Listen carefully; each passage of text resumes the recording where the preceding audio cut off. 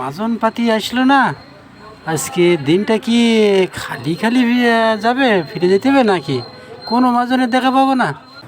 বাবু কাজে যাবে কি? কত করে দিতে হবে? কাজে যাওয়ার জন্যই তো এখানে সকাল থেকে বসে আছি, দেখি মাজন পাতি পাই কি না।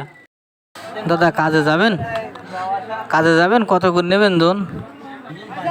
কাম সারছে, মুটে মাজন পাঠিয়েছিলাম, এখন মনে হয় দুজন আসছে, দুইজনের মনে হয় লোক দরকার। তা ঠিক আছে যাব। 2000 টাকা দিতে হবে, কারণ এখন তো জিনিসের দাম বেশি। 2000 টাকার নিচে বসবে না। 2000 টাকা অনেক হয়ে যায় না? একটু কমাই সময় নাও, আমাকে একটু পাড়ায় টাড়াই নাও। এখন 400 টাকা জোন, তুমি 2000 টাকা চালি হবে বাপু? একটু কমাই নাও, 200 টাকা কম নাও।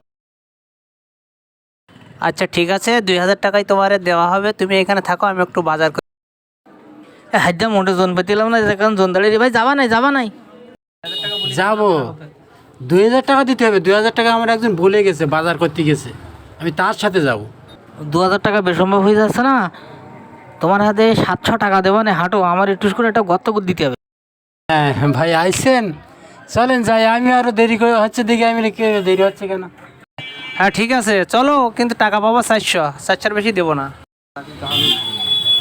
আপনি তো নিজেমুখী 2000 টাকার কথা বললেন, তো এখন 400 টাকা যাই কি করে? আপনি আরও বলে গেছেন বলে একজন 700 টাকা বললো, তাও গেলাম না।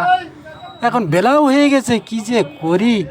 আবার যদি নাও যাই আরে গিলি চলো, টাকা দেবো।